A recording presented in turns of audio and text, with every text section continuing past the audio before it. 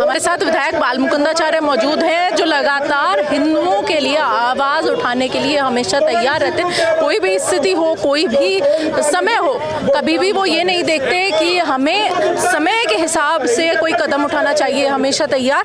विधायक बालमुकुंदाचार्य जी, सर आपने कल भी यही नारा लगाया था कि अगर ऐसी स्थिति बनी कि हमें बांग्लादेश भी जाना पड़ा तो हम उसमें भी नहीं रुकेंगे।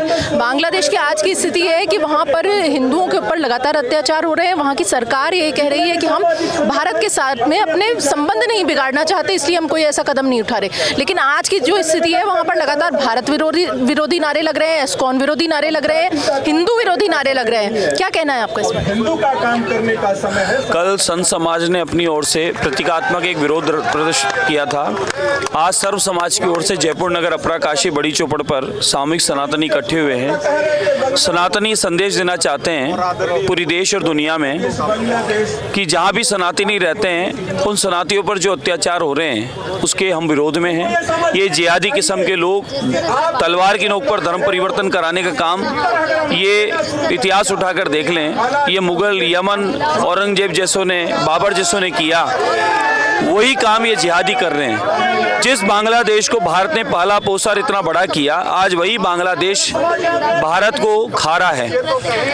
बड़े लेवल पे, इंटरनेशनल लेवल पे, या भारत के शीर्ष हमारे प्रधानमंत्री हों, राष्ट्रपति हों या गृह मंत्री महोदय हों, ये सब अपना काम कर रहे हैं। लेकिन हम सारे सर्व समाज के सनातनी ये संदेश दे रहे हैं कि बांग्लादेश के सनातनियों के साथ हम खड़े हैं। उनके साथ दुष्कर्म, बहन बेटियों के साथ पापाचार, हमारे बंधुओं के साथ जो व्यापार लूटने का काम, मारने का काम और जिहादी लोग धर्म परिवर्तन का काम कर रहे हैं, उसके हम विरोध में हैं और सनातनियों के हम साथ खड़े हैं। और आज समय आ गया है पूरी दुनिया के सनातनियों को एक आवाज बनकर, सामूहिक रूप से महाशक्ति बनकर ये संदेश देने की कि हम शांति प्रिय लोग हैं, सर्वे भवन्तु सुखिनः की कामना करने वाले लोग हैं। हम लोग शांति से रहते हैं, शांति से जीने देना चाहते हैं। तो हम लोगों को इस तरीके से प्रताड़ित करना भी उचित नहीं है। अब ये सारे जिहादी ऐसे इस प्रकार की संस्थाएं ये बंद होनी चाहिए। संतों पर और हमारे धर्म स्थलों पर और सनातनियों पर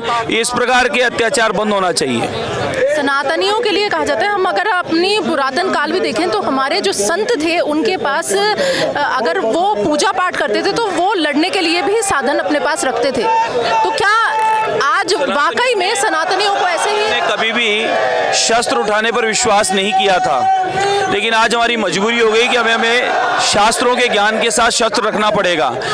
जिन हमारे सनातनियों ने, हमारे इस्कॉन के संतों ने, इस्कॉन की संस्था ने करोड़ों लोगों को भोजन कराया, निःशुल्क वस्त्र, जरूरी सामग्री उपलब्ध कराई, आज उन्हीं के साथ इस प्रकार का अत्याचार किया, ये उचित नहीं है। इसलिए ये समझना चाहिए पूरे दुनिया को कि जहाँ जहाँ जिहादी रहते हैं, ये जिहादी इसी प्रकार की हरकतें करते हैं और ये जिहादी अपने आप को ही सिर्फ साबित करने के लिए, यानी सिर्फ लोगों को इस्लाम ग्रहण करें, इस्लाम में ही रहें, उसके लिए इस प्रकार का ये पापाचारी हर जगह करते आ रहे हैं। ये बंद होना चाहिए जिहादियों का काम। बांग्लादेश के क्या ये विचार जो है, ये दोगले विचार नहीं लग रहे वहाँ पर?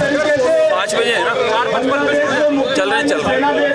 बांग्लादेश में जो कहा जा रहा है, दोगले विचार नहीं लग रहे। वहाँ पर एक तरफ चिन्मय कृष्ण दास को जेल में डाल दिया गया है और दूसरी तरफ एक है चिन्मय दास संत इस्कॉन के माध्यम से वहाँ लोगों की सेवा कर रहे हैं, सनातन हिंदू धर्म के माध्यम से लोगों को भोजन, कपड़े इत्यादि दे रहे हैं। चिन्मय दास वहाँ गीता के उपदेश के माध्यम से लोगों को सत्मार्ग दे रहे हैं, लोगों को हिंसा से दूर रहने का संदेश दे रहे हैं। यही जिहादियों को पसंद नहीं आ रहा कि जिहादी हाथ में बंदूक चाहता है, गोला बारूद चाहता है।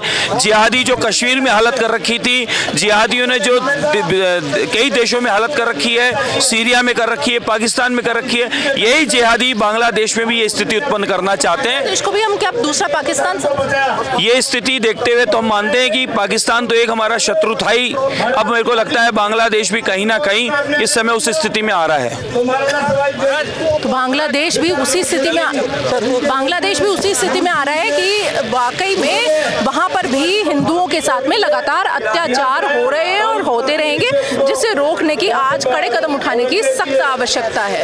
मॉर्निंग न्यूज इंडिया के साथ अंबिका, नमस्कार। ऐसे ही और वीडियोस देखने के लिए सब्सक्राइब करें मॉर्निंग न्यूज इंडिया को और जुड़े रहिए हमारे साथ।